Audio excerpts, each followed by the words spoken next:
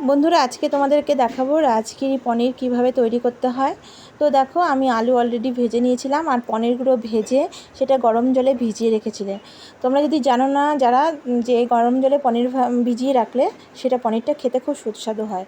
আর এই দেখো জিরে দিয়ে এই জলটা গরম করে রেখে দিয়েছিলাম জিরে দিয়ে।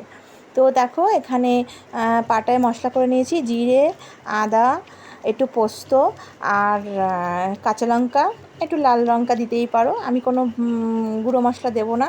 তো এইভাবে মশলাটা করে নিয়ে রেডি করে রেখেছিলাম। আর টমেটোটা আমি বেটে নিয়েছি। দেখো কড়াইতে জিরে ফোড়ন দিয়ে আর এলাচ, লবঙ্গ আর দারচিনি ফোড়ন দিয়ে রেখে দিয়েছি। এবার আমি মশলাটা ভালো করে ঢেলে কষিয়ে নিচ্ছি।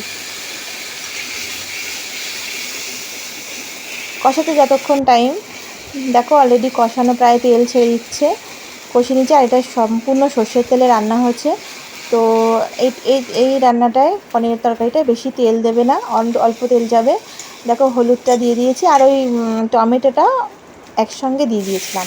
এবার এই যে জলটা আমি রেখে দিয়েছিলাম গরম জলটা জিরে ফোড়ন দেওয়া, সেই জলটা আমি ঢেলে দিয়েছি। দেখো পনিরের সেই জলটাও ঢেলে দিয়েছি, পনির ভিজানো জলটা। এবার পনির, আলু, সামান্য লবণ,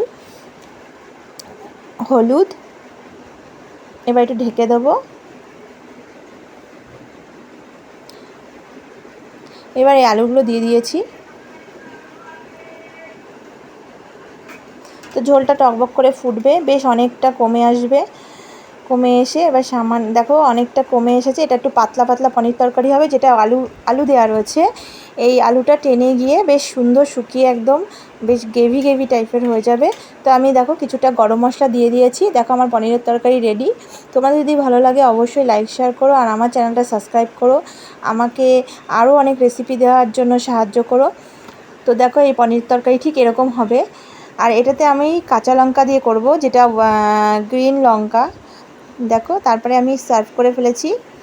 ভাত, বেগুন ভাজা, পটল ভাজা, কাঁকরোল ভাজা আর ঘ্যাটকোল বাটা দিয়েছি। আর দেখো ডালটা ডাটা দিয়ে করা হয়েছিল, মুসুরির ডাল।